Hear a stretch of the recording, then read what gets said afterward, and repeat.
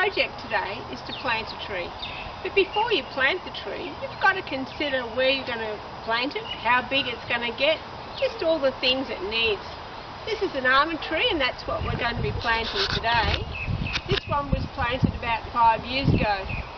And if you have a look, it's got a lovely, nice, big round shape. It's got a fantastic, for us in the southern hemisphere, a lovely northerly aspect, so it gets sun most of the day. And last year it gave us a fantastic crop of almonds. But if you get it wrong, and it just doesn't look wrong, but it is, and I'll show you how come. Okay, we're going to have a look at what I did get wrong 5 years ago when I planted this tree. They were a lot smaller, and this seemed a lot further distance. Now, as you can see, the tree has objected to being so close to these guys, so it's kind of headed out to the sun and not being able to branch out. So give some thought to how long and how big your plant's going to get. We've selected a site for our tree. This time I've got wide, and I've left quite a good decent distance. I suppose maybe one day in 20 years' time they might be competing for space, but at least this time I've allowed for it. So we're going to put our almond tree right here. It'll have a wonderful aspect in the summer.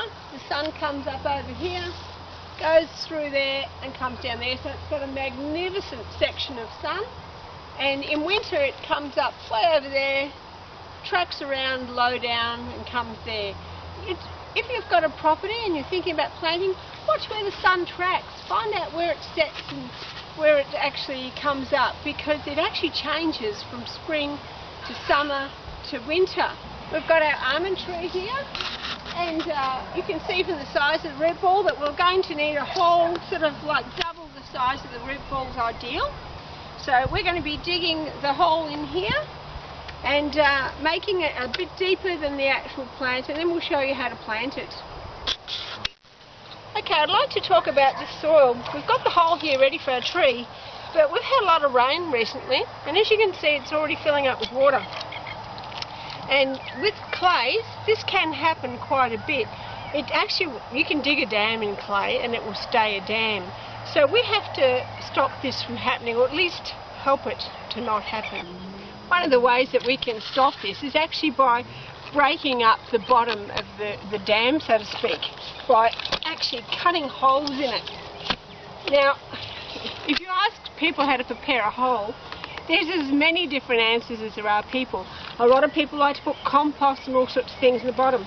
I normally don't. I like to get the plant to actually work on getting its roots out there to look for food. You can add a little bit of sea salt or something, that's fine.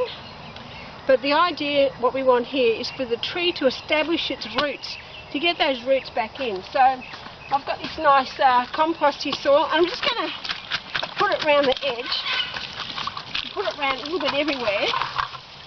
And what I'm going to try and do is just sort of put this into some of the holes around the side, just sort of just breaking it up a little bit. It's not quite working like I had expected, but well, sort of, if you did this to the side of a dam, it would certainly be a lot less likely to hold water.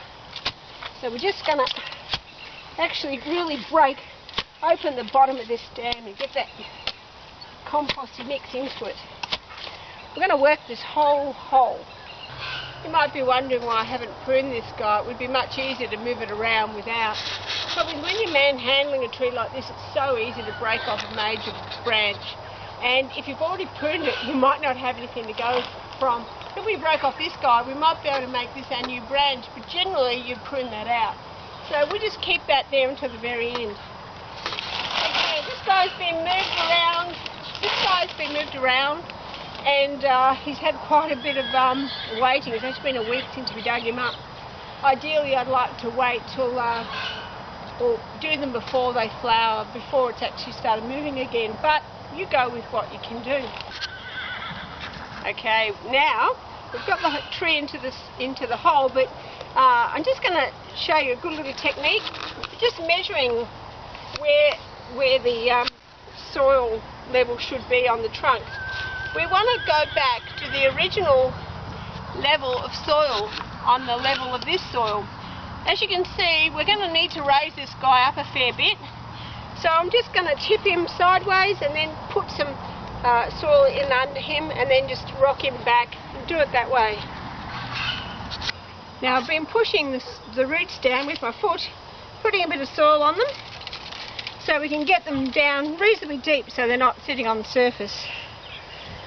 So, and also now I've just done half, so just sort of have a bit of a squish around. No need to be too hard, just firm it down a bit so it hasn't got a hard layer right on the very top.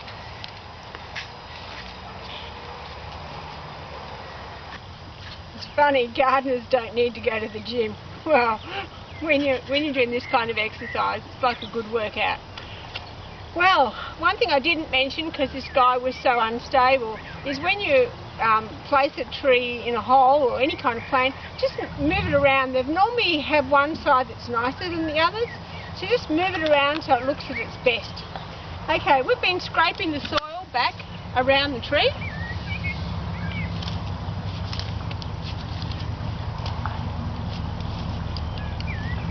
And patting it down as well. Just giving it a bit of a stomp. I've done that a few times as we've gone down. So the roots are quite firm. What we're going to do now is settle this all in. I'd just like to draw your attention to the fact that the graft and where the soil level is still above the ground. See the graft? I'm expecting all this soil will settle down quite a bit as it's watered in as the days go by. So what we're going to do now is give it a good water in. Remember, we're not giving the tree a drink. We're settling all the soil against the roots. I'm really going to drown this. Give it a really, really good drink. Right the way around, so all the soil settles hard up against the roots. I'll probably go around twice doing it like this. It's finally in. I think buying one in a pot a bit smaller might have been a better option. But anyway, she's in. Now we're going to mulch around the bottom of this. A lot of people will recommend that you feed them, but I'm not so keen on that. I want the plant to actually go hunting for food and putting roots out everywhere, so it gets really strong when the wind blows. I'm actually going to put in some stakes and tie this. I'll show you that on another video. I'm also going to prune this guy. When we put him on the trailer, it was actually too big and used to hang over the back, so we had to tie a red flag to the top of it, or to the very end of it, so that cars wouldn't run into the back of it. Now, you don't normally prune almond trees, but as this guy's lost so much root, we're going to have to prune it. It's a good job, really, because we forgot to untie it.